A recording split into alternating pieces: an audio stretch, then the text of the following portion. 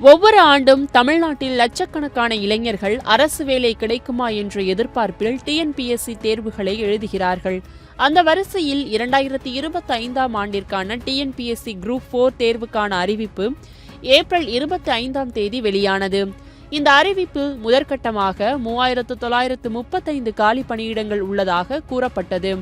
இந்த தேர்வின் மூலம் விஏஓ, இளநிலை உதவியாளர், தட்டச்சர், சுருக்கெழுத்து தட்டச்சர், வனக்காப்பாளர், வனக்காவலர் போன்ற பல்வேறு முக்கியமான பதவிகள் நிரப்பப்பட உள்ளன.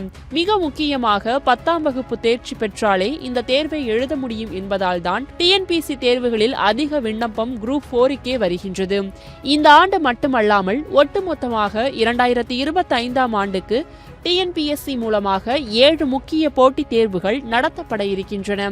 அதில் குரூப் 1, 2 மற்றும் குரூப் 4 ஆகியன முக்கிய இடம் பிடித்துள்ளன. குரூப் 4 தேர்வுக்கான விண்ணப்பங்கள் ஏற்கனவே மே 24ஆம் தேதி வரை பெறப்பட்டுவிட்டன.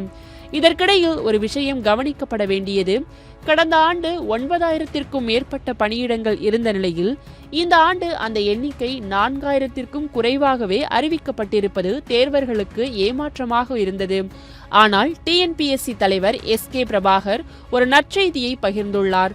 தேர்வு முடிந்து கலந்தாய்வு நடைபெறும் வரை காலி பணியிடங்களின் எண்ணிக்கை இன்னும் அதிகரிக்க வாய்ப்பிருப்பதாக அவர் தெரிவித்துள்ளார்.